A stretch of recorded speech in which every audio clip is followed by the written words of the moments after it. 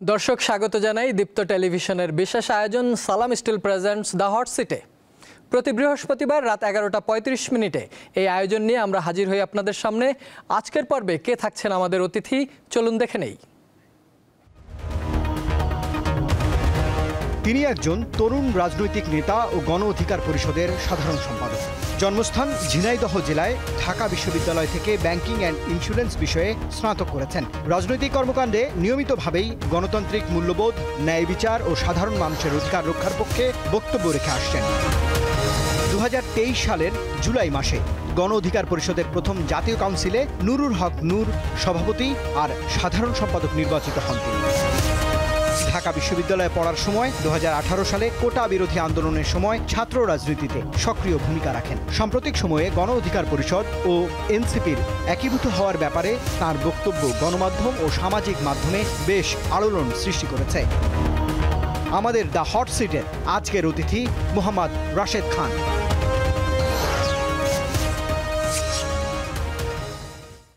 মোহাম্মদ রাশেদ খান, সাধারণ সম্পাদক, গণ অধিকার পরিষদ, আপনাকে স্বাগত জানাচ্ছি আমাদের দ্য হট সিটে। রাশেদ খান, বাংলা ব্যাকরণে আমরা অনেকবার ভাব সম্প্রসারণ করেছি এবং সেখানে একটি বিষয় ছিল যে স্বাধীনতা অর্জনের চেয়ে রক্ষা করা কঠিন। বাংলাদেশের বর্তমান রাজনৈতিক যে প্রেক্ষাপট তৈরি হয়েছে, যে বাস্তবতা, এই বাস্তবতায় কি হবে এই ভাব সম্প্রসারণ? ধন্যবাদ, সবাইকে শুভেচ্ছা। এটি আপনি যথার্থই বলেছেন যে স্বাধীনতা অর্জনের থেকে রক্ষা করা কঠিন, যেটা আমরা দেখছি এই গণ অভ্যুত্থানে। আমরা সবাই মিলে ঐক্যবদ্ধভাবে একটি গণ অভ্যুত্থান রচনা করলাম, হাসিনার মতন একটি ফ্যাসিস্ট শক্তির পতন ঘটালাম। কিন্তু এই ভাঙ্গার পরে যে গড়ার কাজ, সেটা কিন্তু এখনও পর্যন্ত এই 13 মাসে আমরা করতে পারিনি। তার মানে আমরা যুগে যুগে যে বক্তব্য শুনে আসছি স্বাধীনতা অর্জনের থেকে রক্ষা করা কঠিন, সেটাই আমার কাছে মনে হচ্ছে যে প্রমাণ হতে যাচ্ছে। এবং এই সপ্তাহে রাজনীতি আমরা দেখছিলাম যে একটু স্তিমিত হয়ে পড়েছিল, বাট এই সপ্তাহে আমরা দেখলাম যে বিশেষ করে গত 2 দিন আগে প্রধান উপদেষ্টা যে নিউ ইয়র্ক সফরে গেলেন, আক্তার হোসেনের পেছন থেকে 2টো ডিম তার গায়ে মারা হয়েছে এবং অশ্রাব্য ভাষায় যারা গিয়েছে তাদেরকে গালাগালিও করা হয়েছে। রাজনৈতিক শিষ্টাচার কবে ঠিক হবে? বাংলাদেশে রাজনৈতিক সৌজন্যতা, আমাদের মধ্যে যে ধরনের সংস্কার বা আমাদের আচার আচরণের কথাবার্তায় যে আন্তরিকতা দরকার, আমরা আসলে জাতি হিসেবে সেটা অর্জন করতে পারিনি। আমরা ক্ষমতার পালাবদল দেখেছি, কিন্তু ক্ষমতায় যেই আসে না কেন সে আবার আগের চরিত্র ধারণ করে। এটা বড় একটি সমস্যা। দেখেন, এই যে গণ অভ্যুত্থানের পরে আমাদের আচরণের যে পরিবর্তন হওয়া দরকার ছিল, আমাদের মানসিকতার যে সংস্কার দরকার ছিল, আমরা সবাই কিন্তু রাষ্ট্র সংস্কার, বিচার, নির্বাচন নিয়ে অনেক কথা বলছি, কিন্তু আমাদের ব্যক্তি সংস্কার সে বিষয়ে কিন্তু খুব কম আলোচনা চলছে। তো সেই জায়গায় এই সংস্কৃতির কতটুকু পরিবর্তন হবে সেটি নিয়ে এক ধরনের সন্দেহ আমার মধ্যেও আছে।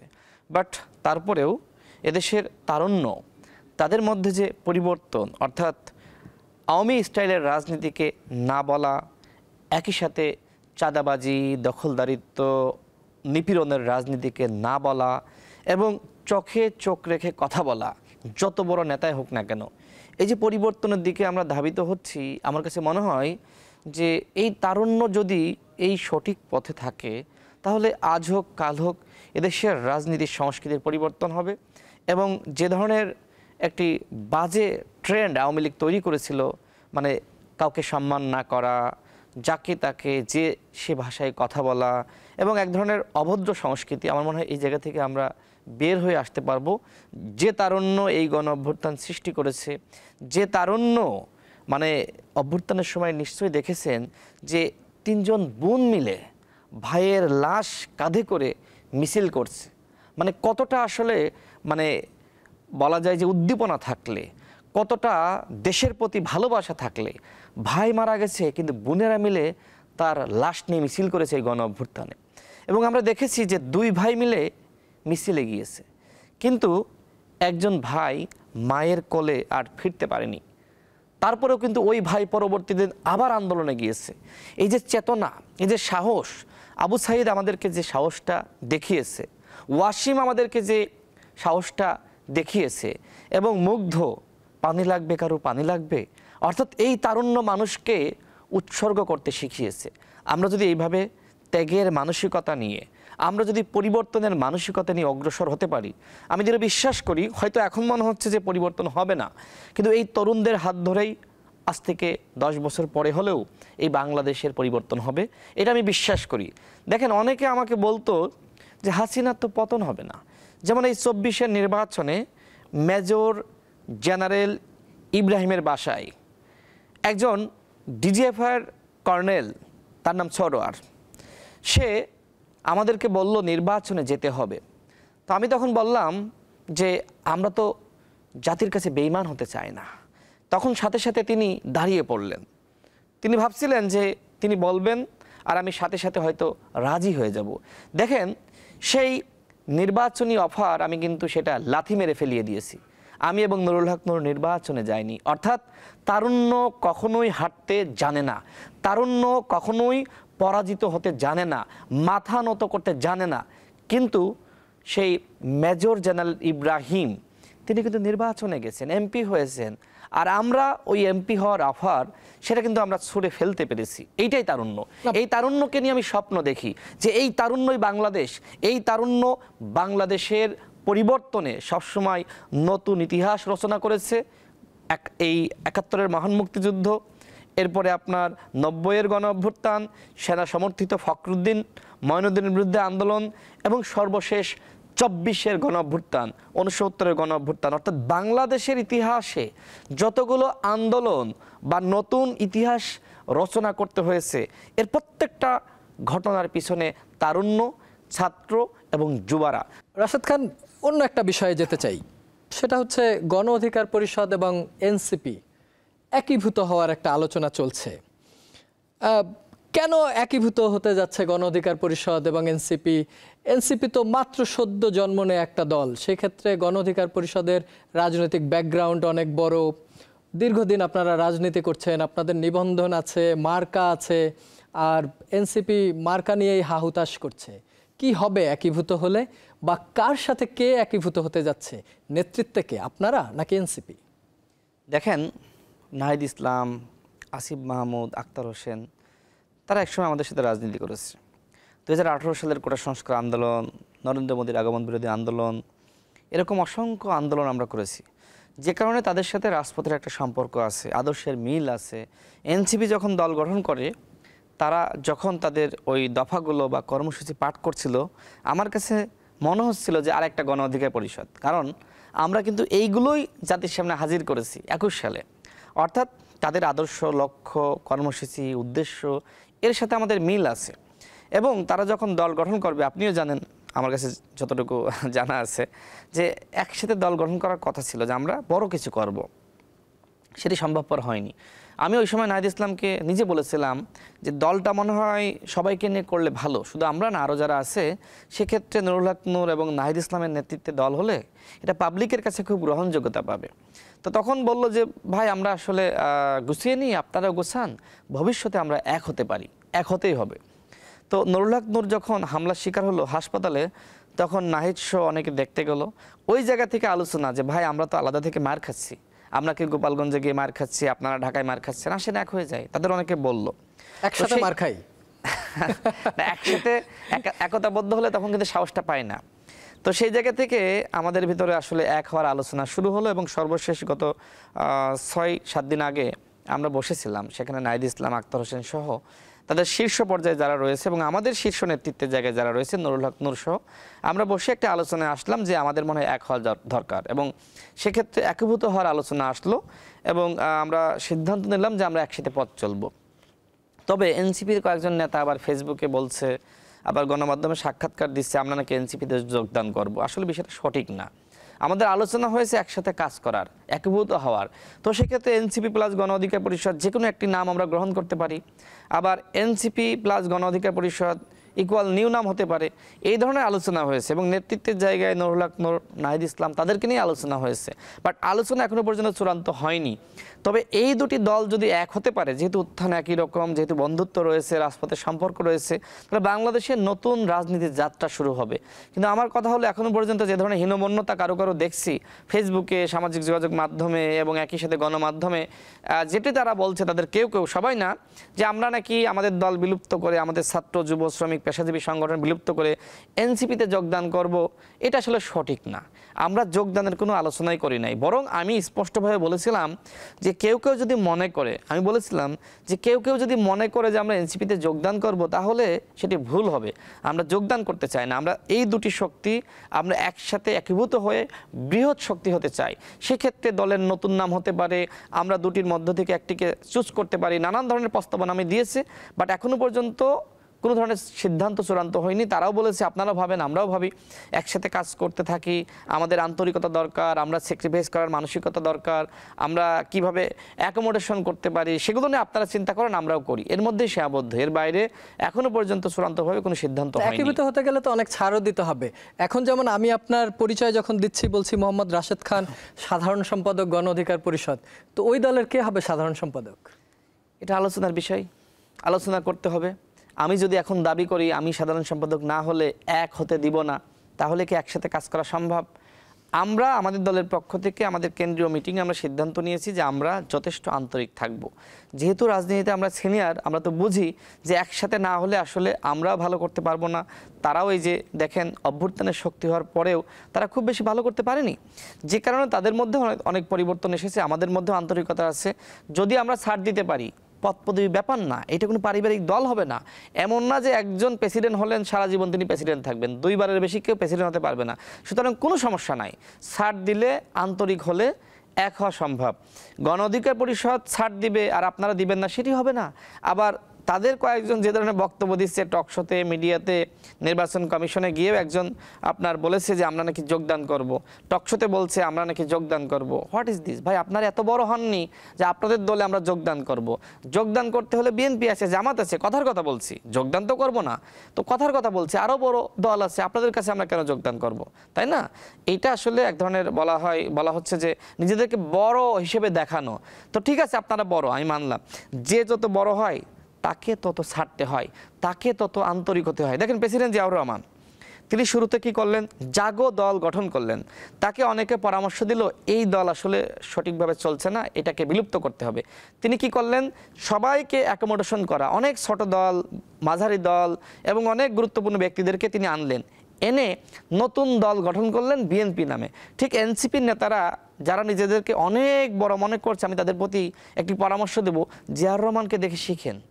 জিয়াউর রহমান এই আন্তরিকতা দেখিয়েছে, ছাড় দিয়েছে, একটি দল গঠন করে বিলুপ্ত করেছে, নতুন দল আবার গঠন করেছে সবাইকে নিয়ে। তাহলে দেখেন আজকের বিএনপি কোথায়? সব থেকে বড় দল এই মুহূর্তে বাংলাদেশের। ঠিক এনসিপি যদি মনে করে যে আমরাও বড় হতে চাই, যে নামে হোক না কেন, ছাড় দেওয়ার মানসিকতা রাখতে হবে।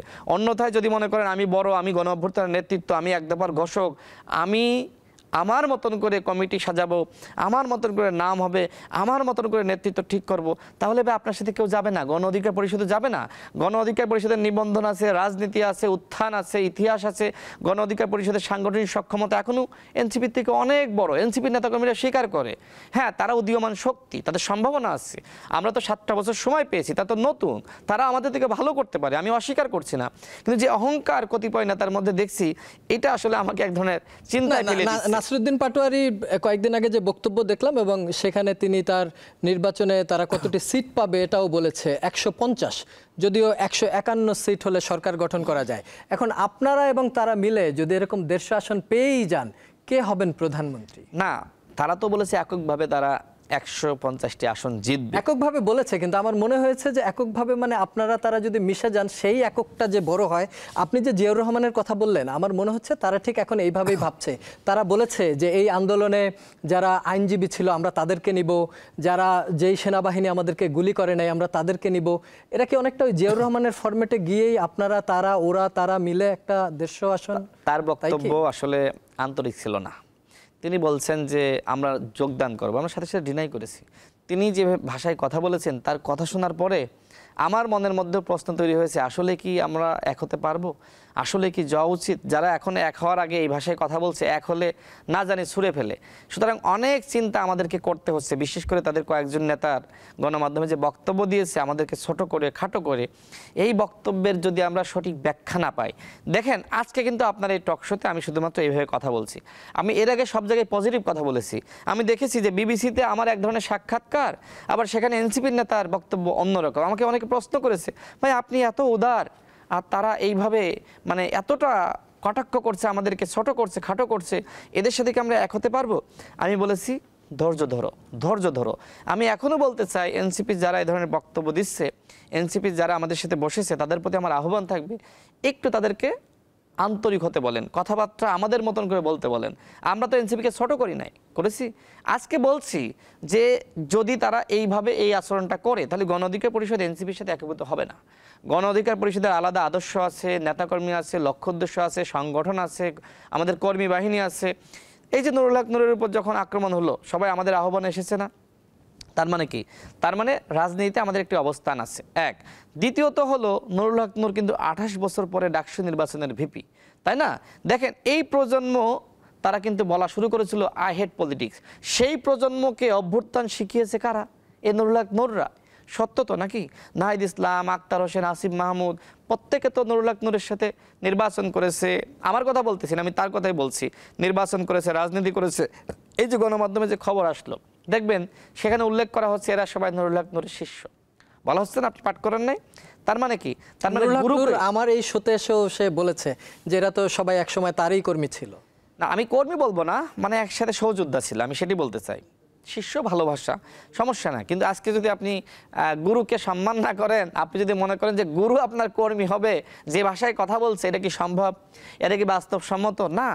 এই জন্য তারা যেহেতু দাবি করছে আমরা অনেক বড়, তাদের প্রতি আমার আহ্বান থাকবে আন্তরিক হন, আন্তরিকতা দেখান, স্যাক্রিফাইস করেন, জিয়াউর রহমানের পলিসি ফলো করেন।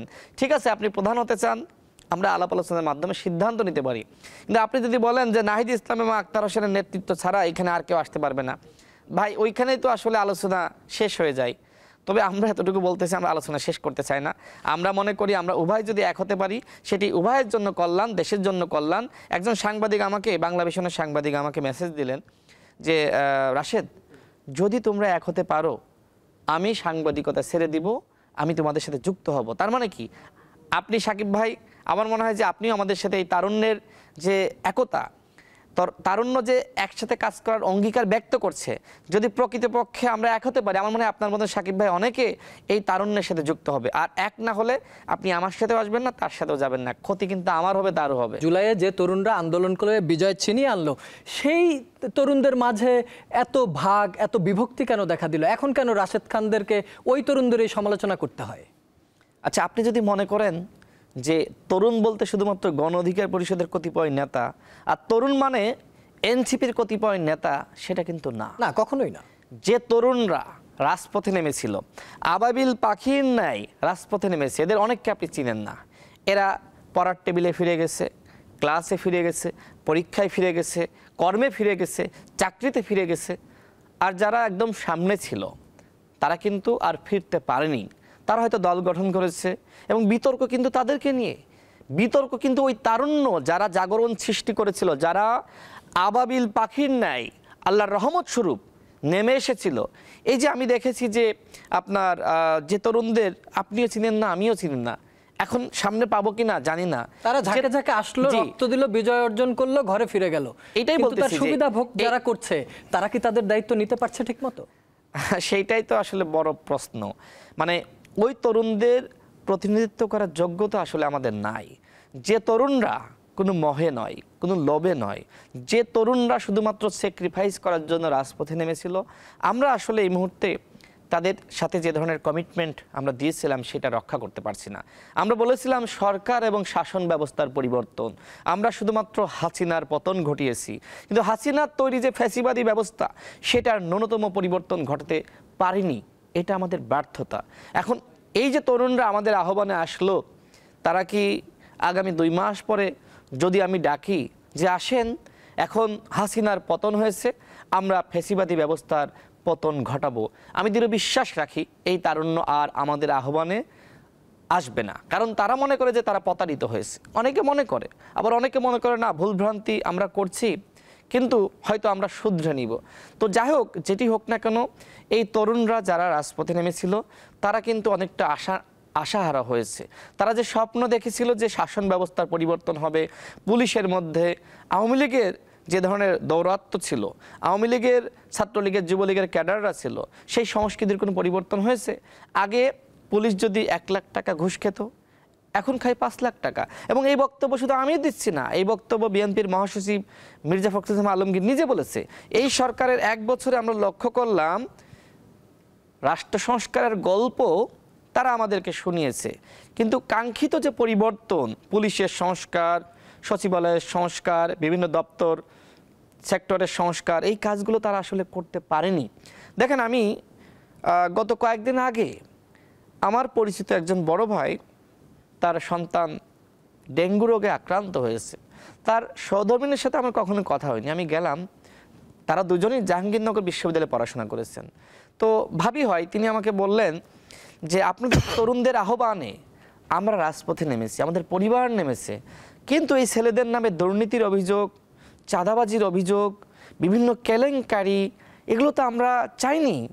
আমরা তো এদেরকে ফেরেশতার মতন শ্রদ্ধা করেছি, এরা ডেকেছে, আমরা গিয়েছি, কিন্তু আজকে আমরা কি শুনছি? অর্থাৎ যারা তরুণরা রাজপথে নেমেছিল তাদের কোনো দোষ নাই, কিন্তু যারা পরবর্তীতে ওই তরুণদের প্রতিনিধি হিসেবে সরকারে গিয়েছে বা বিভিন্ন জায়গায় দায়িত্ব নিয়েছে, তারা আসলে সঠিকভাবে দায়িত্ব পালন করতে পারেনি, যে কারণে আজকে মানুষের হতাশা। কিন্তু এই হতাশা আমি মনে করি একসময় না একসময় কেটে যাবে। যারা ভুল করেছে আমি তাদের প্রতি আহ্বান রাখতে চাই, ভুলগুলো শুধরে নিয়ে আপনি যে কমিটমেন্ট রেখেছিলেন সরকার এবং শাসন ব্যবস্থার পরিবর্তন, সেই কমিটমেন্ট রক্ষার জন্য আবারও সঠিক পথে ফিরে আসুন। অন্যথায় এই তারুণ্য কিন্তু আপনাকে প্রত্যাখ্যান করবে। না, তারুণ্য যদি প্রত্যাখ্যান করে, ধরেন চাওয়া আর পাওয়ার মধ্যে সবসময় মিল নাই থাকতে পারে, কিন্তু কোন কোন পয়েন্টগুলোতে বিশেষ করে অমিল হয়েছে যে কারণে তরুণরা মনে করছে যে তাদের এই জুলাই বিপ্লব অনেকটা বেহাতের মতো হয়ে গেছে? দেখেন, আমরা কিন্তু বলছি যে এই সরকার ব্যর্থ হওয়ার পথে, এই সরকার আমাদের আস্থা বিশ্বাসের জায়গাটা রাখতে পারেনি, বা জুলাই গণঅভ্যুত্থান বেহাত হওয়ার পথে। আমি কিন্তু এখনো পর্যন্ত বলছি না যে সরকার ব্যর্থ হয়েছে।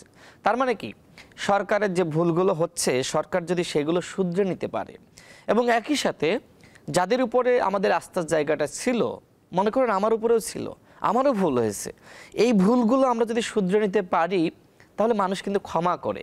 এদেশের মানুষের আবেগ নিয়ে আমি সবসময় শ্রদ্ধাশীল। আমি দেখেছি যে আমি একটা ভুল করেছি, মানুষ কিন্তু ক্ষমা সুন্দর দৃষ্টিতে দেখেছে এবং আমাকে সুযোগ দিয়েছে। এটা সবার ক্ষেত্রে হয়েছে। অর্থাৎ এদেশের মানুষ আপনাকে সুযোগ দেয়, কিন্তু এই সুযোগটা যদি আপনি কাজে লাগাতে না পারেন তাহলে কিন্তু আপনি ব্যর্থ হবেন। দেখেন, শেখ হাসিনা, সে কিন্তু 1986 সালে ভুল করলো না? সে বলল, একদিন আগে বলল চট্টগ্রামের লালদিঘি ময়দানে যে আমি জাতির সাথে বেইমানি করব না, এরশাদের অধীনে নির্বাচনে যাব না। সেই হাসিনা বাংলাদেশে ঢাকায় ফিরে সে কিন্তু পরবর্তীতে বলল পরের দিন যে নির্বাচনে আমাদেরকে যেতে হবে। তার মানে কি, বেইমানি করলো। এই হাসিনাকে জনগণ পরবর্তীতে ভোট দেয়নি, অর্থাৎ 91 নির্বাচনে ক্ষমতায় আসতে পারেনি, কিন্তু পরবর্তীতে আবার তাকে ক্ষমা করে 96 নির্বাচনে তাকে কিন্তু ক্ষমতায় এনেছে। তার মানে কি, তার মানে মানুষ ক্ষমা করে, কিন্তু এই ক্ষমা কখন করে না? এই যে 24-এর গণঅভ্যুত্থান হয়েছে, হাসিনা যেভাবে মানুষকে গুলি করে হত্যা করার নির্দেশনা দিয়েছে, এই 16 বছর ধরে যেভাবে আসলে গণতন্ত্রকে হত্যা করেছে, গুম, ক্রসফায়ার, আয়নাঘর, এই তারুণ্য, এদেশের জনগণ হাসিনাকে আর ক্ষমা করবে? ওই সময় সে নির্বাচনে গিয়ে ভুল করেছিল, পরবর্তীতে সে যখন ওই ভুলের খেসারত দেয়, 88 নির্বাচনে যখন অংশ না নিয়ে আন্দোলনে যায়, তখন কিন্তু মানুষ তাকে ক্ষমা করেছে, কিন্তু বারবার তো ক্ষমা করবে না। হাসিনা এইবার যে ভুল করেছে, আমি মনে করি ভুল না, অপরাধ করেছে, এই অপরাধের কোনো ক্ষমা নাই। প্রতিটি রাজনৈতিক দলেরই বুদ্ধি পরামর্শদাতা একটা বড় গ্রুপ থাকে বা কারো কাছ থেকে বুদ্ধি নিয়ে চলে। আওয়ামী লীগ কারো কাছ থেকে বুদ্ধি নেয়, জাতীয় পার্টি কারো কাছ থেকে বুদ্ধি নেয়, আপনারাও হয়তো কারো কাছ থেকে বুদ্ধি নেন অথবা নিজেদের মধ্যে মতামত নিয়ে চলেন।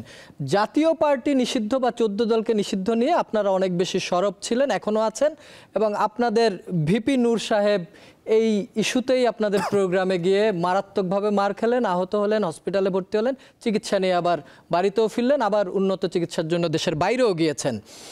কার পরামর্শে জাতীয় পার্টি নিষিদ্ধের জন্য আপনারা আগালেন বা কার পরামর্শে এই মাঠটা খেলেন?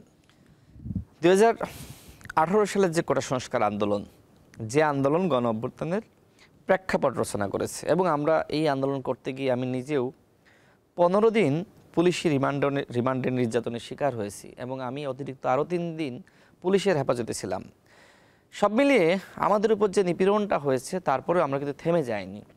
দেখেন, আমি জেল থেকে বের হয়ে যখন কোটা সংস্কার আন্দোলন সফল হলো, আমি একদিন ঢাকা বিশ্ববিদ্যালয়ের একজন শিক্ষার্থী জালাময়ী জালাল, কিছুদিন আগে যিনি মহসিন হলে যিনি মবের শিকার হয়েছেন, ডাকসুতে ভিপি ক্যান্ডিডেট ছিলেন, তিনি কিন্তু ত্যাগী নেতা, তিনি বিভিন্ন সময় আমাদের সাথে আন্দোলন সংগ্রাম করেছেন। সে আমাকে একদিন জাফরুল্লাহ স্যারের কাছে নিয়ে গেলেন, ডাক্তার জাফরুল্লাহ স্যার। তো স্যার আমাকে দেখার পরে স্যার বললেন যে তোমরা সঠিক সিদ্ধান্ত নিয়েছো, তোমরা খুব ভালো কাজ করেছো, তরুণ বয়সে তোমরা যা দেখিয়েছো আমাদেরকে সাহস জুগিয়েছে। ঠিক 71-এর সময় আমরা তোমাদের মতো তরুণ ছিলাম, আমরা সফল হয়েছি। তোমাদের প্রতি আমার একটা পরামর্শ, সেটি হলো কখনো বড় বড় বুদ্ধিজীবী, সুশীল এদের পরামর্শ নিবা না। আমি জানি তোমরা যে আন্দোলন সফল করেছো, এই আন্দোলন সফল করার ক্ষেত্রে কোনো বড় মানুষের তোমরা পরামর্শ নাওনি। তোমরা নিজেরা গ্রুপ ওয়ার্ক করেছো, তোমরা নিজেরা আলোচনা করেছো, নিজেদের ভিতরে পরামর্শ করেছো, এই গ্রুপ ওয়ার্কের মাধ্যমে তোমরা সফল হয়েছো। অর্থাৎ বুদ্ধিজীবীদের কখনো বিশ্বাস করবা না, তোমরা নিজেদের উপর আস্থা রাখবা, নিজেদেরকে বিশ্বাস করবা। অর্থাৎ 2018 সালের যে কোটা সংস্কার আন্দোলন, কোনো বড় ভাইয়ের পরামর্শে, বুদ্ধিজীবীর পরামর্শে আমরা কিন্তু সেই আন্দোলন সফল করিনি। ঠিক একইভাবে এখনও পর্যন্ত আমরা যতগুলো প্রোগ্রাম করি, আপনি বিশ্বাস করবেন কি জানি না, আমরা কিন্তু কারো পরামর্শ গ্রহণ করি না। ঠিক আপনি যে প্রশ্ন করলেন যে কার পরামর্শে আপনারা জাতীয় পার্টির বিচারের দাবিতে আন্দোলনটা করলেন, জনগণের পরামর্শে, এদেশের তারুণ্যের পরামর্শে। তারা কি চেয়েছিল? তারা চেয়েছিল সরকার এবং শাসন ব্যবস্থার পরিবর্তন, তাই না? এখন হাসিনার শুধুমাত্র পতন হয়েছে, আওয়ামী লীগের সাংগঠনিক কার্যক্রম নিষিদ্ধ হয়েছে, কিন্তু জাতীয় পার্টি 14 দল, তাদের কোনো বিচার হয়েছে? আচ্ছা, মনে করেন যে আপনি একজন সাংবাদিক, আপনাকে 5 জন মিলে হত্যা করলো, একজন গলায় ছুরি চালিয়েছে, আর 4 জনকে হাত ধরেছে, পা ধরেছে, মাথা ধরেছে, দেহ ধরেছে। আচ্ছা, এখন কি পানিশমেন্ট শুধুমাত্র যে গলায় ছুরি চালালো তার হবে, বাকিদের হবে না? সবারই তো সমান অপরাধ।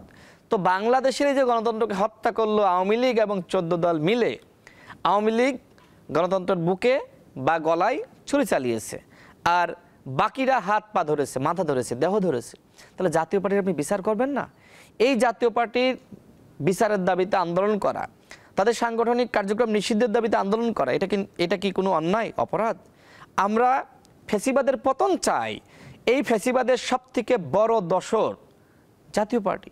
দেখেন, এই জাতীয় পার্টিকে আপনি বাংলাদেশের পার্টি বলতে পারবেন? যখন 24-এর নির্বাচনের আগে, মানে ভুয়া নির্বাচনের আগে, ডামি নির্বাচনের আগে, জিএম কাদের ভারত থেকে বাংলাদেশে ফিরল, সাংবাদিকরা তাকে প্রশ্ন করলো যে কি আলোচনা হয়েছে, কার সাথে আলোচনা হয়েছে। এই জিএম কাদের বলল যে কার সাথে আলোচনা হয়েছে, কোথায় আলোচনা হয়েছে, কি আলোচনা হয়েছে, আমি অনুমতি ছাড়া বলতে পারবো না। তার মানে জিএম কাদের ভারতের এজেন্ট। জাতীয় পার্টি বাংলাদেশের দল না, জাতীয় পার্টি ভারতের দল, বাংলাদেশে তাদের একটি শাখা ছিল। আচ্ছা, আপনি দেখেন আওয়ামী লীগ, তারা বাংলাদেশে তাদের কোনো কার্যালয় এই মুহূর্তে চলমান নাই, চলছে না, বন্ধ। তারা কোথায় নতুন করে কার্যালয় খুলেছে? কলকাতায়। এইখান থেকে কি প্রমাণিত হয় যে আওয়ামী লীগ বাংলাদেশের পার্টি না, আওয়ামী লীগ ভারতের পার্টি। তাদের একটি শাখা বাংলাদেশে ছিল, এখানে তারা গুম করেছে, খুন করেছে, অন্যায় করেছে, অপরাধ করেছে, তাদের শাখাকে আমরা ক্লোজ করে দিয়েছি। ঠিক একইভাবে জাতীয় পার্টি সেম অন্যায় করেছে, এদের এই অন্যায়ে সহযোগিতা করেছে, এদের অন্যায়ে বৈধতা উৎপাদন করেছে।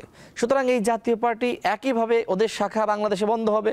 জাতীয় পার্টি, আওয়ামী লীগ এরা ভারতের পার্টি, এরা ভারতে ফিরে যাক।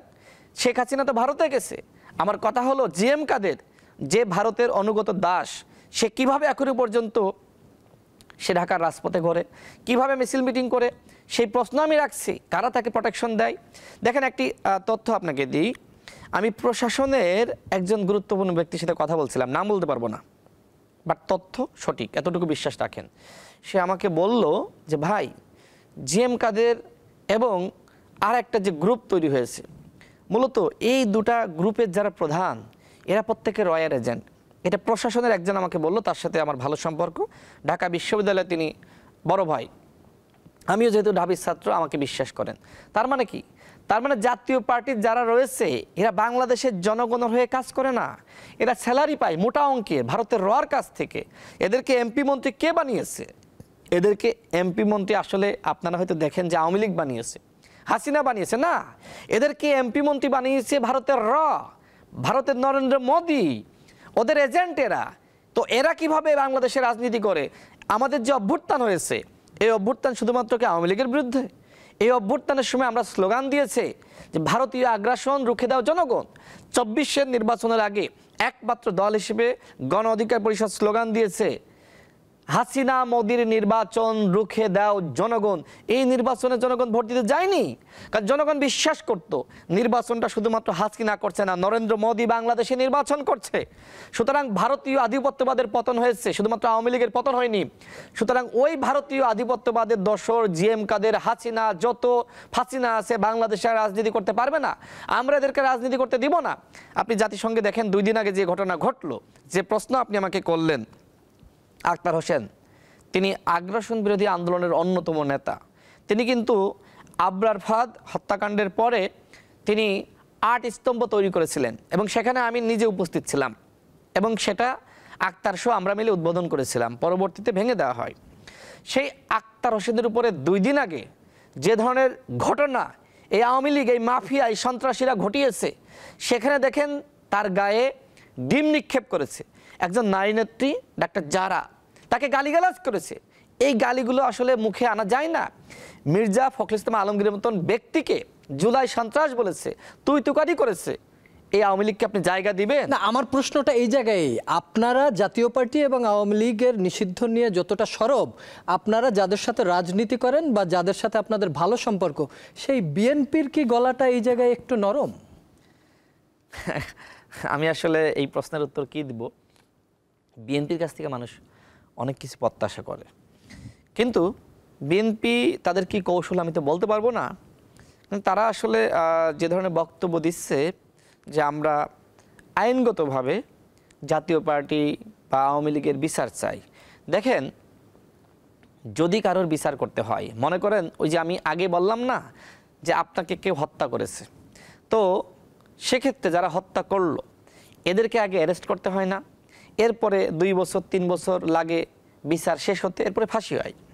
ঠিক একইভাবে আওয়ামী লীগের সাংগঠনিক কার্যক্রম স্থগিত করা বা নিষিদ্ধ করা বা জাতীয় পার্টির সাংগঠনিক কার্যক্রম স্থগিত করা, নিষিদ্ধ করা ফর দ্য টাইম বিং, যেটা আমাদের প্রধান উপদেষ্টার ভাষায় ফর দ্য টাইম বিং, এরপরে এদের বিচারটা হবে কোথায়? আন্তর্জাতিক অপরাধ ট্রাইব্যুনালে। দেখেন, সেখানে কিন্তু একটি খসড়া বিধান যুক্ত করা হয়েছিল, বাদ দেওয়া হয়েছিল, পরবর্তীতে আন্দোলনের প্রেক্ষিতে আবার কিন্তু যুক্ত করা হয়েছে, তাই না? অর্থাৎ তাদের আইনগতভাবে বিচারের প্রক্রিয়াটা শুরু হয়েছে এবং আইনগত ভিত্তি রচিত হয়েছে। তার মানে কি? তার মানে তাদের বিচারটা হবে। এখন বিচার করার আগে আপনি অ্যারেস্ট করবেন না? সেই অ্যারেস্ট হলো এদের সাংগঠনিক কার্যক্রম নিষিদ্ধ করা, স্থগিত করা। বিচার শেষ হওয়ার পরে যদি মনে হয় আওয়ামী লীগ কোনো অন্যায় করে নাই, জুলাই বিপ্লবে আমরা অন্যায় করেছি, আমাদের শাস্তি দিয়েন, কিন্তু এখনো পর্যন্ত আমাদের কাছে, আপনাদের কাছে, আমাদের সবার কাছে যতটুকু তথ্যপত্র রয়েছে, আমরা প্রত্যেকে গণমাধ্যমে দেখেছি, সামাজিক যোগাযোগ মাধ্যমে দেখেছি, শেখ হাসিনার অডিও রেকর্ড আমরা শুনেছি, এবং যারা তথ্য প্রযুক্তি বিষয়ে যাদের অভিজ্ঞতা রয়েছে, ফরেনসিক টেস্ট করা হয়েছে, সেখানে বলা হচ্ছে এটা সত্য। তার মানে হাসিনা গণহত্যার মাস্টার মাইন্ড। এই হাসিনার দল আওয়ামী লীগ বাংলাদেশে রাজনীতি করতে পারে, জাতীয় পার্টি রাজনীতি করতে পারে। যে জিএম কাদের এই গণহত্যার বৈধতা উৎপাদন করেছে, এরা বাংলাদেশে রাজনীতি করতে পারে না।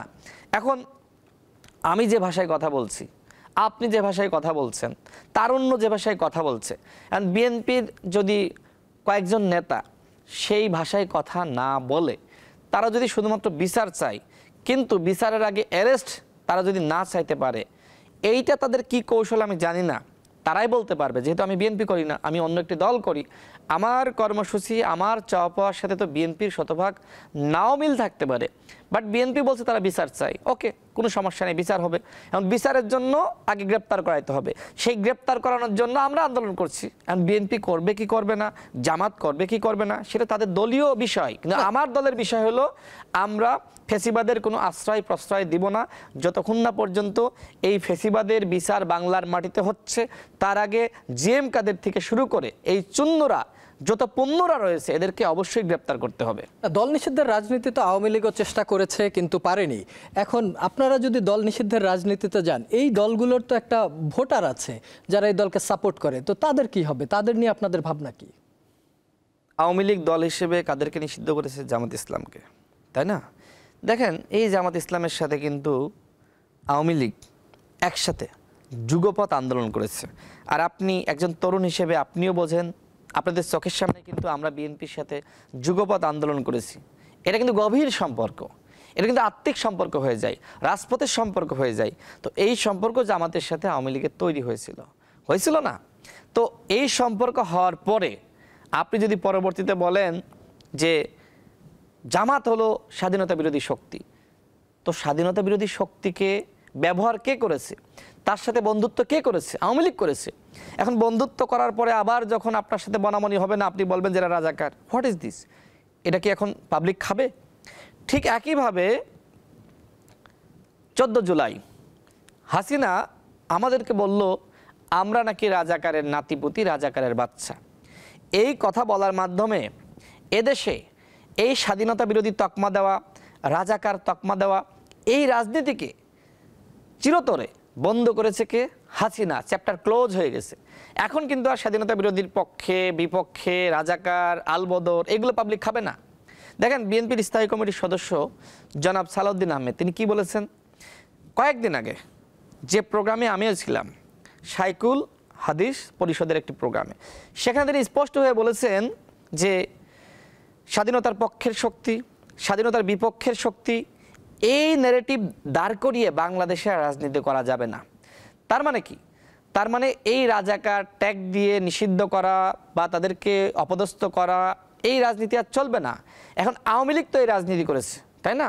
আওয়ামী লীগ বন্ধুত্ব করার পরেও তারা আবার জামাতকে স্বাধীনতা বিরোধী রাজাকার তকমা দিয়েছে। হ্যাঁ, 71-এ জামাতের ভূমিকা নিয়ে প্রশ্ন আছে এবং জামাত এখনো পর্যন্ত একদম টু দ্য পয়েন্টে তাদের অবস্থান ক্লিয়ার করে নাই। আমি জামাতের প্রতি সবসময় আহ্বান জানিয়েছি যে 71-এর প্রশ্ন নিয়ে আপনাদের স্পষ্ট বক্তব্য থাকা উচিত। তো এই প্রসঙ্গ যেহেতু আসলে আমি একটু অ্যাড করি।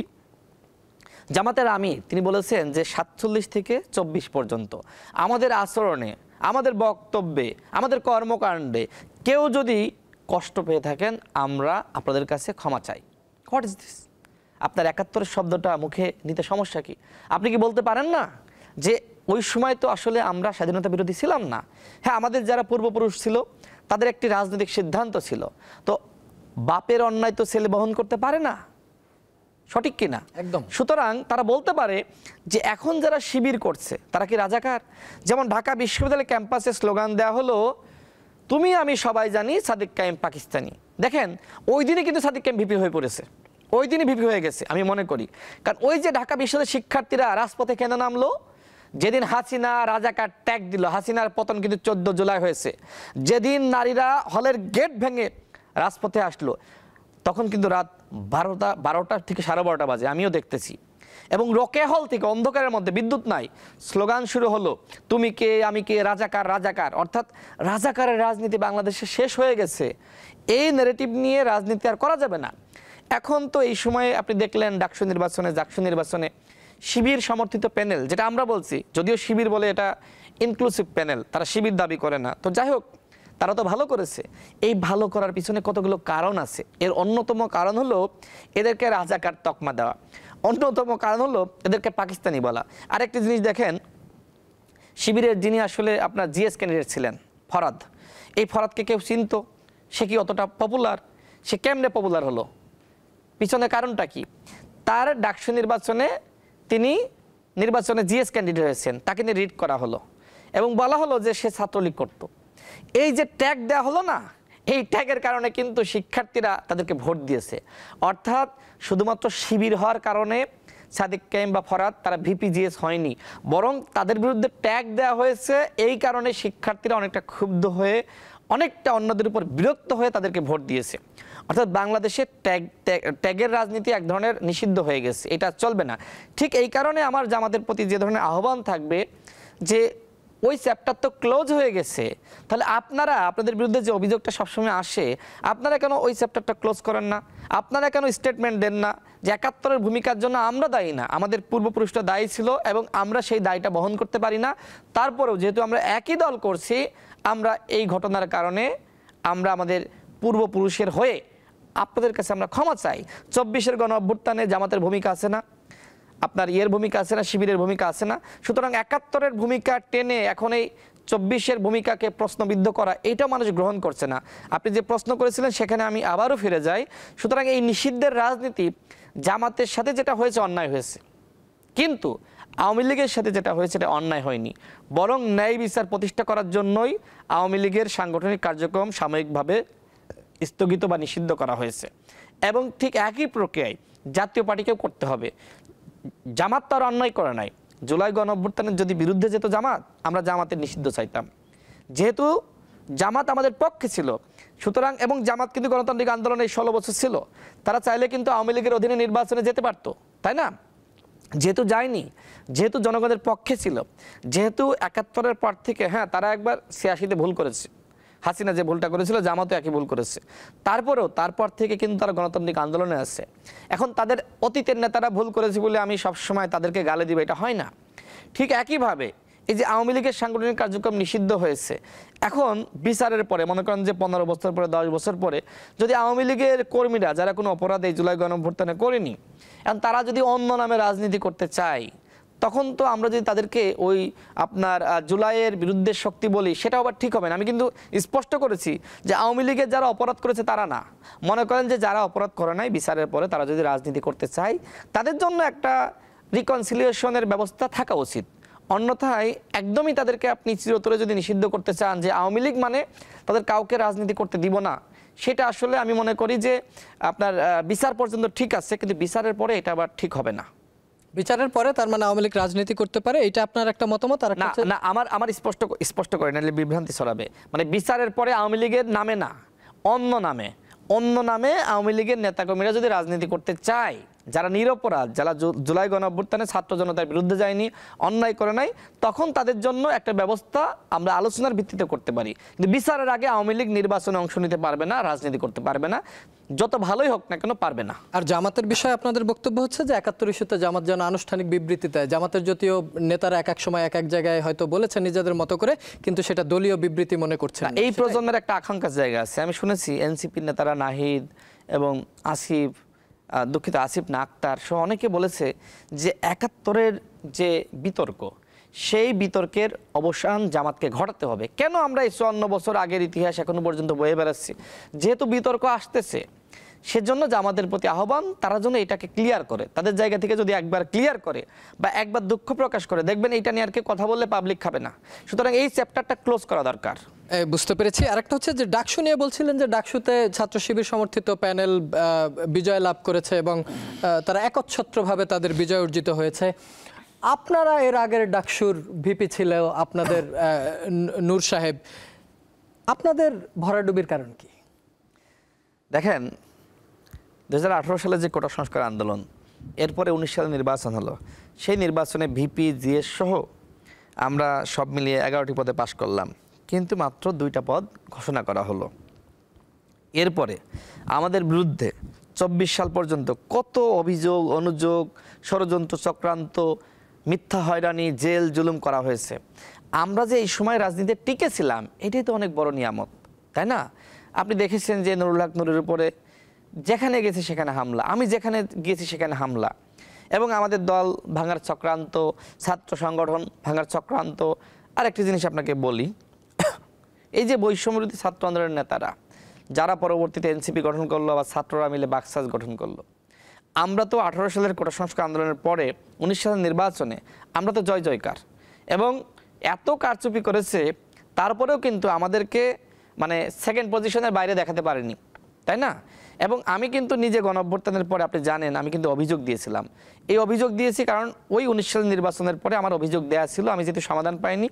আপনি জানেন যে ইতিমধ্যে কিন্তু ওই ছাত্রলীগের কুখ্যাত সন্ত্রাসী গোলাম রাব্বানীর ছাত্রত্ব বাতিল হয়েছে এবং যারা তদন্ত কমিটি গঠন করেছিল তারা কিন্তু একটি পরামর্শ বা সুপারিশ দিয়েছে, যেহেতু গোলাম রাব্বানী অবৈধভাবে ভর্তি হওয়ার মাধ্যমে ডাকসু নির্বাচনে অংশ নিয়েছে, সেক্ষেত্রে তার ডাকসু নির্বাচিত হওয়ার বিষয়টিকে অবৈধ ঘোষণা করতে হবে। এর মানে কি? এর মানে আল্লাহ যদি চায় আমি কিন্তু ডাকসুর সাবেক জিএস হিসেবে দেখতে পাবো। এটা হওয়ার সম্ভাবনা এখনো পর্যন্ত আছে এবং এটা হওয়া উচিত। আমি আশাবাদী এই ন্যায় বিচারটুকু আমি পাবো। আমার সাথে যে জুলুম করা হয়েছিল আমি তো আর এখন বসতে চাচ্ছি না, কিন্তু এই যে ডাকসুর ভিপি জিএস একটা তালিকা আছে না, আমি চাই না সেখানে গোলাম রাব্বানীর নাম থাকুক। এবং আমি নির্বাচিত হয়েছিলাম, এটা বিশ্ববিদ্যালয়ের সবাই জানে, কে না জানে। নুরুল হক নূরকে যারা ভোট দিল রাশেদ খানকে কেন ভোট দিবে না? যারা রাশেদ খানকে ভোট দিল তারা নুরুল হক নূরকে কেন ভোট দিবে না? অর্থাৎ আমাদেরকে শিক্ষার্থীরা নির্বাচিত করেছে। এখন আমার সাথে যে জুলুম করা হয়েছিল, অন্যায় করা হয়েছিল, আমি সেটার প্রতিকার চেয়ে কিন্তু আমি বিশ্ববিদ্যালয় প্রশাসনের কাছে আমি কিন্তু অভিযোগ জানিয়েছি। আপনার প্রশ্নটা কি জানো ছিল আমি বলে গিয়েছি। আমি বলতে চাইছিলাম যে ডাকসুতে আপনাদের এবারের পরাজয়ের কারণ কি? তো আমি সেটাই বলি, দেখেন এই যে বাকসাস, আমি মনে করতাম যে আব্দুল কাদের সে ডাকসুর ভিপি হবে আর আবু বাকের মজুমদার সে জিএস হবে এবং হওয়া যৌক্তিক। কারণটা কি? এই যে 9 দফা, সেই 9 দফাকে কেউ কেউ 8 দফা বানিয়েছে, সরকারের সাথে লিয়াজও করেছে, বাকের কিন্তু করে নাই। তার মানে বাকেরকে যদি ওই সময় সরকার পেত, মানে যতদিন এই 6 জন সমন্বয়ক পুলিশের হেফাজতে, ততদিন কিন্তু ওই দূর থেকে বা আত্মগোপনে থেকে যেটি আপনি বলেন না কেন আন্দোলনকে নেতৃত্ব দিয়েছে, নির্দেশনা দিয়েছে কে? আবু বাকের মজুমদার। যদিও শিবিরের পক্ষ থেকে দাবি করা হয় যে আমরা এটা রচনার সাথে ছিলাম, আমরা পৌঁছে দিয়েছি। যাই হোক না কেন, যার নামে গিয়েছে তার জীবনের ঝুঁকি সব থেকে বেশি ছিল। ঢাকা বিশ্ববিদ্যালয়ের শিক্ষার্থীরা তারা কেন এই ছেলেটিকে ভিপি বানালো না? আবার দেখেন যে ছেলেটি ওই 6 জন সমন্বয়কের মধ্যে ছিল, ডিবি হেফাজতে নিপীড়নের শিকার হয়েছে, অ্যারেস্ট হয়েছে, সেই মজুমদার আবু বাকের মজুমদার সে কেন জিএস হলো না? অর্থাৎ আমরা 18 সালের পরে যে ধরনের একটি পুরস্কার শিক্ষার্থীদের কাছ থেকে পেয়েছিলাম এরা কেন পেল না? এর কারণটা কি? ভরাডুবি কি শুধুমাত্র আমাদের হয়েছে, এদের কেন হলো? এর পিছনে কতগুলো কারণ দেখেন। সেটা হলো ঢাকা বিশ্ববিদ্যালয়ে ছাত্র শিবিরের যে ওয়েলফেয়ার পলিটিক্স, দেখেন তারা কিন্তু বা জামাতের বিভিন্ন প্রতিষ্ঠান শিক্ষার্থীদেরকে, ঢাকা বিশ্ববিদ্যালয়ে যারা পড়াশোনা করে তারা কিন্তু অনেকে নিম্নবিত্ত মধ্যবিত্ত, মাসিক ভিত্তিতে বৃত্তি দেওয়া হয়, এটা এই ক্রেডিটটা যায় শিবিরের দিকে। এক, তারা কিন্তু অভ্যুত্থানের পরে টার্গেট নিয়ে কাজ করেছে, পানির ফিল্টার দেওয়া, হলে হলে বিভিন্ন ধরনের শিক্ষার্থী বান্ধব কার্যক্রম, হেলথ ক্যাম্প করা, নবীনবরণ অনুষ্ঠান করা, এছাড়া রমজানের সময় তারা রুমে রুমে, আমি যতটুকু শুনেছি রুমে রুমে তারা ইফতারি দিয়েছে, সেহরি দিয়েছে। যারা কুরবানির সময় শিক্ষার্থীরা হলে ছিল তাদের জন্য গরুর মাংসের ব্যবস্থা করেছে, হলে হলে ব্যবস্থা করেছে, তাই না? তো এই কাজগুলো আরেকটি ঘটনা ছিল, সেটি হলো এমন একটি ন্যারেটিভ ক্যাম্পাসে দাঁড় করানো হয়েছে যে ছাত্রলীগ আর ছাত্রদল একই রকম। যদি আপনার ক্যাম্পাসে ছাত্রদল নির্বাচিত হয় তারা আবার ছাত্রলীগের মতন গণরুম গেস্টরুম ফিরে আনবে। এবং ওই যে রাজাকার একটি ট্যাগ ছিল না, রাজাকার পাকিস্তানি, নানান কারণে মন্দের ভালো হিসেবে আমার কাছে মনে হয় শিবিরকে শিক্ষার্থীরা বেছে নিয়েছে। আর শিবিরের একটি কৌশল ছিল, দেখেন শিবির কিন্তু কখনোই বলে না যেটা শিবিরের প্যানেল, শিবির তো ইসলামিক রাজনীতি করে, কিন্তু তারা কিন্তু যেমন জামাতে ইসলামও বলে না যে আমরা ইসলামী শরিয়া প্রতিষ্ঠা করতে চাই, শিবিরও বলে না। দেখেন শিবিরের ভিপি জিএস তাদের মাঝখানে কিন্তু একজন নারী প্রার্থী ছিল এবং সে কিন্তু নন হিজাবি। এই যে কৌশল নিল, তারা বোঝালো যে শিবির যদি দায়িত্বে আসে তাহলে যারা আসলে আপনার সাধারণ শিক্ষার্থী একদম, বা যারা হিজাবি, যারা মাদ্রাসা শিক্ষার্থী, যারা মানে ভিন্ন মতে রয়েছে, কারোর জন্য সমস্যা হবে না। এবং ওই যে একটি ন্যারেটিভ দাঁড় করানো হলো যে ছাত্র দল আর ছাত্র লীগ একই ক্যারেক্টারের, নানান ধরনের এইখানে ইকুয়েশন কাজ করেছে। আর সবথেকে বড় আরেকটি সংকট ছিল সকালবেলা ভোটের সময় আপনি দেখবেন যে ছাত্র দল সমর্থিত আপনার যে প্যানেল ছিল তার যে ভিপি ক্যান্ডিডেট আবিদের বিরুদ্ধে একটি অভিযোগ সামাজিক যোগাযোগ মাধ্যমে, গণমাধ্যমে ছড়িয়ে পড়লো সকাল থেকে দুপুর পর্যন্ত যে সে আচরণবিধি লঙ্ঘন করেছে। শিক্ষার্থীরা এটাকে ভালোভাবে নেয়নি। কিন্তু আবিদ কিন্তু ভিকটিম হয়েছে, এটা কিন্তু মিথ্যা ছিল। পরবর্তীতে গণমাধ্যমে এসেছে যে শিক্ষকের বা রিটার্নিং অফিসার তার পরামর্শ নিয়েই তিনি গিয়েছেন। তো এই ক্ষেত্রে আসলে নানান মেকানিজম, বিশেষ করে শিবিরের এই ওয়েলফেয়ার মেকানিজম, এটা ব্যাপকভাবে কাজ করেছে। এবং গণমাধ্যমের আমি জানি না আসলে কিভাবে হয়েছে, এই প্রপাগান্ডা মেকানিজম এটাও কাজ করেছে। দেখেন, বিনিয়ামিন মোল্লা ছাত্র অধিকার পরিষদের সভাপতি, ডাকসু নির্বাচনের জন্য অনশন কে করলো? বিনিয়ামিন মোল্লা। এবং এই মোল্লা সে কিন্তু 4 বার জেল কেটেছে, সে কন্ডেম ছেলে ছিল। দেখেন আপনি ওই বিএনপি চেয়ারপারসন উপদেষ্টা হাবিবুর রহমান হাবিব ভাই কয়েকটি টকশোতে বলেছে যে শিক্ষার্থীরা কেন মোল্লাকে ভোট দিল না, এই ছেলে আর আমি একসাথে জেলে ছিলাম, ওকে যে কষ্ট দিয়েছে, ও রুম থেকে বের হতে পারতো না, ওকে মাত্র 1 ঘন্টার জন্য শুধুমাত্র বারান্দায় হাঁটতে দিত, আর 23 ঘন্টা 24 ঘন্টার মধ্যে 23 ঘন্টা বন্দি করে রাখতো। এত জুলুমের শিকার হলো কেন জানেন? শুধুমাত্র ফ্যাসিবাদ বিরোধী ছাত্র ঐক্য গঠন করার উদ্যোগ নিয়েছিল, হাসিনার বিরুদ্ধে স্লোগান দিয়েছিল 1 2 3 4 হাসিনা তুই গদি ছাড়। শিক্ষার্থীরা তাকে মূল্যায়ন করেছে না, শিক্ষার্থীরা বেছে নিয়েছে একাডেমিক নেতা, রাজনৈতিক নেতা শিক্ষার্থীরা বেছে নেয়নি। দেখেন, বাংলাদেশে 90 পর্যন্ত যেটি হয়েছে ডাকসুর ভিপিজিএস, বা আমাদের সময়েও আমরা যে 19 সালে নির্বাচন করলাম, শিক্ষার্থীরা ত্যাগের মূল্যায়ন করেছে, শিক্ষার্থীরা সততার মূল্যায়ন করেছে, শিক্ষার্থীরা যে যত ক্যারিয়ার স্যাক্রিফাইস করেছে সেটার মূল্যায়ন করেছে। কিন্তু এইবার এসে তারা আসলে একাডেমিক নেতা বেছে নিয়েছে এবং বিপদ আপদে তাদের পাশে যে থাকতে পেরেছে, যাদের অর্থনৈতিক সক্ষমতা আছে, বৃত্তি দিতে পেরেছে, ওয়েলফেয়ার মেকানিজম যারা করতে পেরেছে, তাদেরকে ভোট দিয়েছে। তো আমার কাছে এখন মনে হয় যে আসলে রাজনীতি যারা করে, ছাত্র রাজনীতি ত্যাগ স্বীকার করে, তাদের উচিত আর ত্যাগ স্বীকার না করা, বরং ক্লাসে মনোযোগ দেওয়া, পড়ায় মনোযোগ দেওয়া। আপনি দেখেন যে মহিউদ্দিন ছাত্র শিবিরের প্যানেল থেকে যে ছেলেটা, তাকে কেউ চিনতো, জানতো, সে ভোট পেয়েছে। আমার আরও অবাক লাগছে যে ব্যক্তি ইমেজ যাদের ছিল তারা কেউ পাশ করতে পারে নাই, মানে পুরো শিবিরের প্যানেল থেকে সবাই পাশ করলো। What is this? মানে এইটার মাধ্যমে আমার মনে হয় আগামীতে স্বৈরাচার বিরোধী আন্দোলনে কেউ নামতে চাইবে বা ত্যাগ স্বীকার করতে চাইবে, বিনিয়ামিন মোল্লার মতন মানে এরকম অনমনীয় থাকবে, এরকম আসলে আপোষহীন থাকবে, এরকম নেতা আপনি পাবেন না। ঢাকা বিশ্ববিদ্যালয় এবং জাহাঙ্গীরনগর বিশ্ববিদ্যালয় দুইটাতেই শিবিরের প্যানেল ভালো করেছে। আপনি মনে করেন কিনা যে জাতীয় নির্বাচনেও এর অনেক বেশি প্রভাব পড়বে বা ছোট করে হলেও প্রভাব পড়বে? দেখেন, গ্রামগঞ্জের রাজনীতি আর বিশ্ববিদ্যালয়ের রাজনীতি একরকম না। আমি যেহেতু রাজনীতি করি জাতীয় পর্যায়ে, আমি গ্রামগঞ্জে যাই। গ্রামের মানুষ নিজের ভোট নিজে দিতে পারে না। কে দেয় জানেন? মাতুব্বর দেয়, মেম্বার দেয়, চেয়ারম্যান দেয়। এই যে সাধারণ মানুষ বিপদ আপদে পড়ে না, তারা বিপদে পড়ে মাতুব্বরের কাছে যায়, জমি জায়গা, মামলা মোকদ্দমা, ছেলের বিয়ে, মেয়ের বিয়ে গেলে মাতুব্বর উপকার করে, থানায় যায়, সহযোগিতা করে। যে কারণে এই সাধারণ মানুষ অনেকটা এই মাতুব্বর কি বলে সেদিকে মনোযোগ দেয়। এখন বাংলাদেশের যে সামাজিক নিয়ন্ত্রণ, এটা কিন্তু বিএনপির হাতে, আবার ছিল আওয়ামী লীগের হাতে।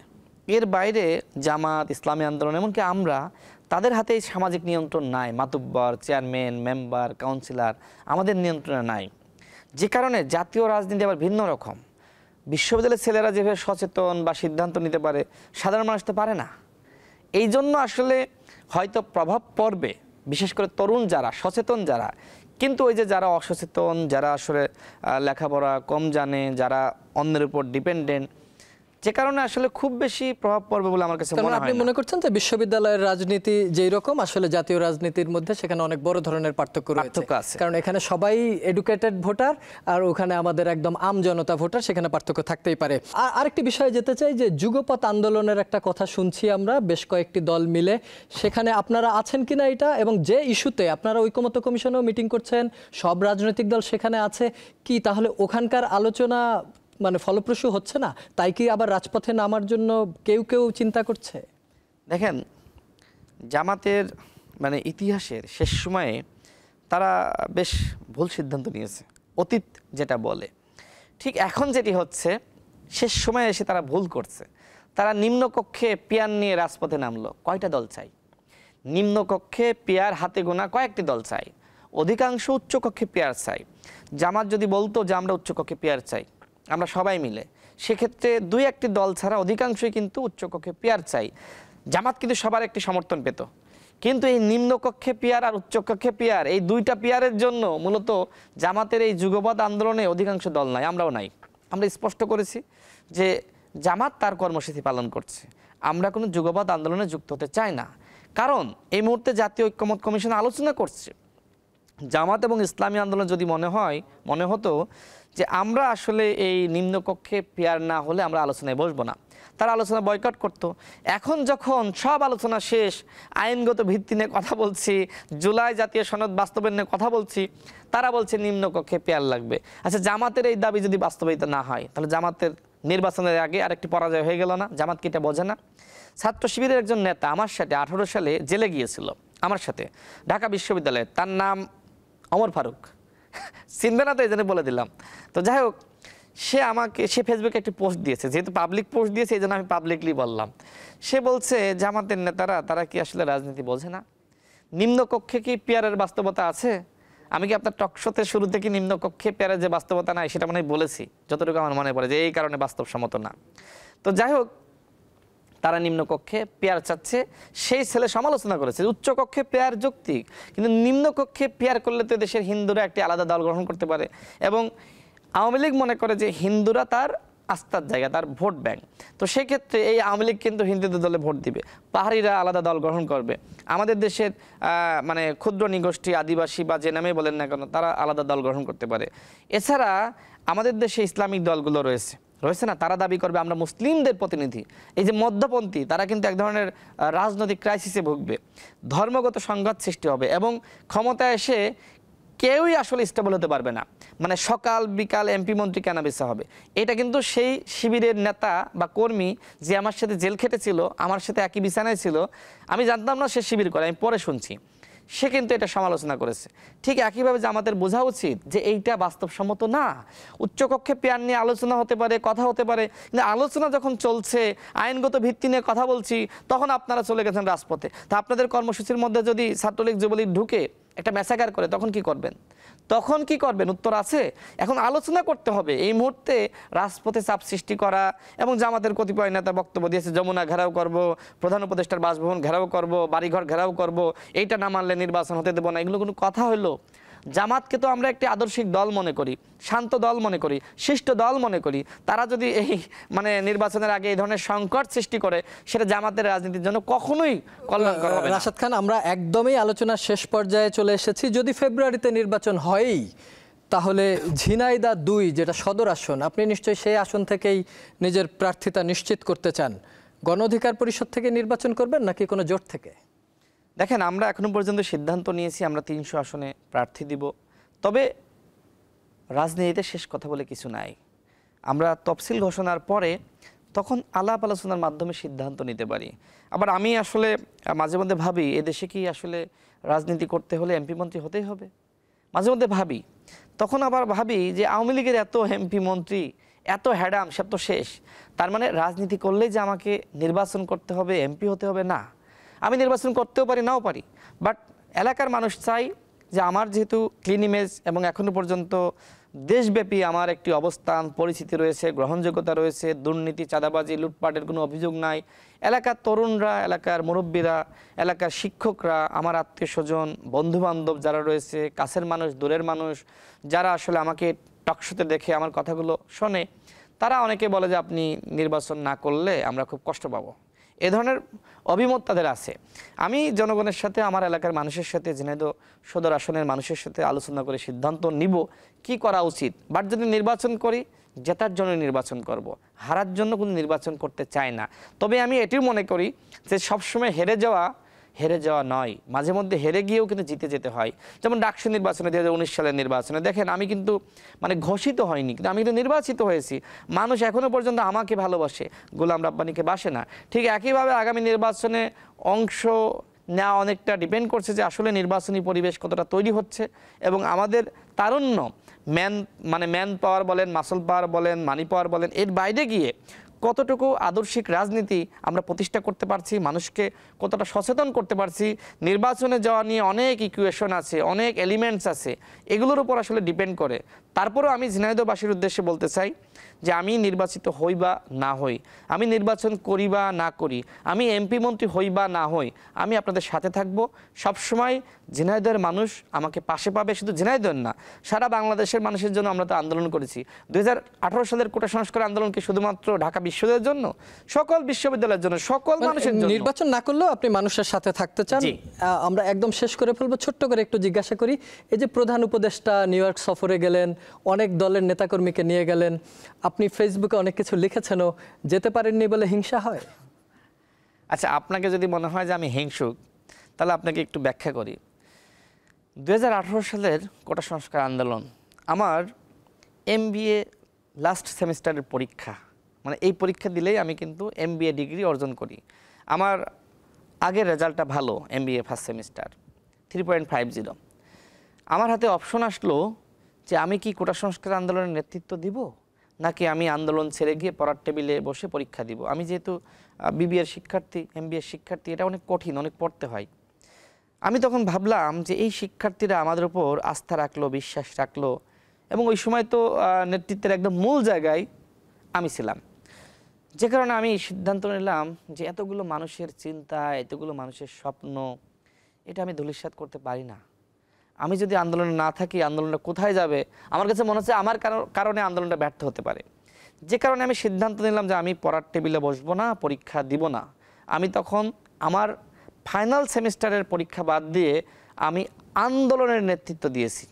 এরপরেও যদি মনে হয় যে আমি ছাড়তে জানি না, এরপরেও যদি মনে হয় আমি হিংসুক, এরপরেও যদি মনে হয় আমি আসলে নিজে যেতে পারি নাই বলে সমালোচনা করেছি, তাহলে সেটা আপনি মনে করতে পারেন। বাট আমার সমালোচনা যৌক্তিক, আমার সমালোচনার কোনো উত্তর আপনি দিতে পারবেন না, সেই মানে কি বলবো, সেই ভাষা আপনার নাই। আমি যেটি অনুমান করেছিলাম সেটি হয়নি। আমি কি বলেছিলাম যে প্রধান উপদেষ্টা বা অন্যান্য উপদেষ্টারা তাদের নিরাপত্তার জন্য এই রাজনীতিকদের নিয়ে যাচ্ছে, রাজনৈতিক দলের প্রতিনিধিদের নিয়ে যাচ্ছে। অন্যথায় রাজনীতিবিদদের কোনো কাজ আছে, বক্তব্য দেওয়ার সুযোগ আছে, প্রধান উপদেষ্টার আশপাশে যাওয়ার সুযোগ আছে? নাই তো। সেখানে প্রধান উপদেষ্টা যাবে, সরকারের অন্যান্য উপদেষ্টারা যাবে। আওয়ামী লীগ তো একটা হিংসাত্মক দল, তারা এই ধরনের বিক্ষোভ প্রদর্শন করবে, এবং আমার মাথায় ছিল যে হয়তো তারা এই ধরনের ডিম নিক্ষেপ করবে, যেটি মাহফুজ আলমের সাথে ঘটেছে, নিউ ইয়র্কে বলেন, লন্ডনে বলেন, জি, দুটা জায়গায় ঘটেছে। এবং আসিফ মাহমুদ যেখানে গিয়েছে, আসিফ নজরুল স্যার যেখানে গিয়েছে, সেখানেও কিন্তু অনেকটা তারা হিংসাত্মক আচরণ করেছে। সেই জায়গা থেকে আমি অনুমান করেছিলাম মূলত বিএনপি জামাতের কর্মীরা থাকলে আওয়ামী লীগ এ ধরনের ঘটনা ঘটাতে পারবে না, সেই আস্থার জায়গাটা সরকারের ছিল। এই জন্য অহেতুক এই রাজনীতিকদেরকে তারা নিয়ে গিয়েছে। কিন্তু দেখেন, এই যে এম্বাসি যারা রয়েছে তারা কিন্তু বিভ্রান্ত করেছে। প্রধান উপদেষ্টা তার নিরাপত্তা নিয়ে ঠিকই বের হয়ে গেছে। মির্জা ফখরুল আলমগীর বলেন, আক্তার বলেন, যারা আপা বলেন, তাদের সাথে যে ধরনের ঘটনা ঘটিয়েছে, এবং আওয়ামী লীগ ভিতরে ঢুকেছে। জামাত বিএনপির কর্মীরা কোথায় ছিল? আমি দেখলাম যে জামাতের কয়েকজন নেতা খুব কৌশলে তারা কিন্তু তাদের আরেকজন নেতা তাহের ভাইকে রক্ষা করেছে। কিন্তু ফখরুল সাহেবের সাথে তুইতুকারি করা হয়েছে। আজকে ফখরুল সাহেব অনেক উদার পলিটিক্স করেন, তিনি অনেক ভালো কথা বলেন, তিনি অনেক ইনক্লুসিভ রাজনীতির কথা বলেন, ভালো, এটা মন্দ না।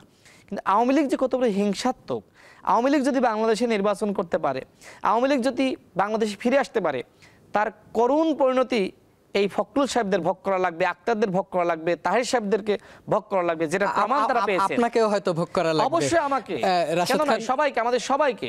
একদমই। আমরা সেই রাজনৈতিক পরিবেশ হয়তো বাংলাদেশে ফিরবে কিনা জানি না, বাংলাদেশের রাজনৈতিক সহমর্মিতা থাকুক, আমরা সেটাই চাই। আপনি স্রোতের বিপরীতে রাজনীতি করেছেন, ছাত্র রাজনীতি করেছেন, গণমানুষের জন্য কথা বলেছেন, সেই কথা বলতে বলতেই আপনি এই পর্যন্ত এসেছেন। আপনার রাজনৈতিক ক্যারিয়ার আরও দীর্ঘ হোক এবং জনগণের কল্যাণে হোক, সেই আশাবাদ ব্যক্ত রেখে আজকের মতো শেষ করছি। ধন্যবাদ আপনাকে। দর্শক, এই ছিল আমাদের আজকের দ্য হট সিট। সালাম স্টিল প্রেজেন্ট হট সিট প্রতি বৃহস্পতিবার রাত 11:35 দেখার আমন্ত্রণ রইল। অন্য কোনো পর্বে অন্য কোনো অতিথিকে নিয়ে আবারও আমরা হাজির হব। সেই পর্যন্ত সবার জন্য রইল শুভকামনা। শুভরাত্রি।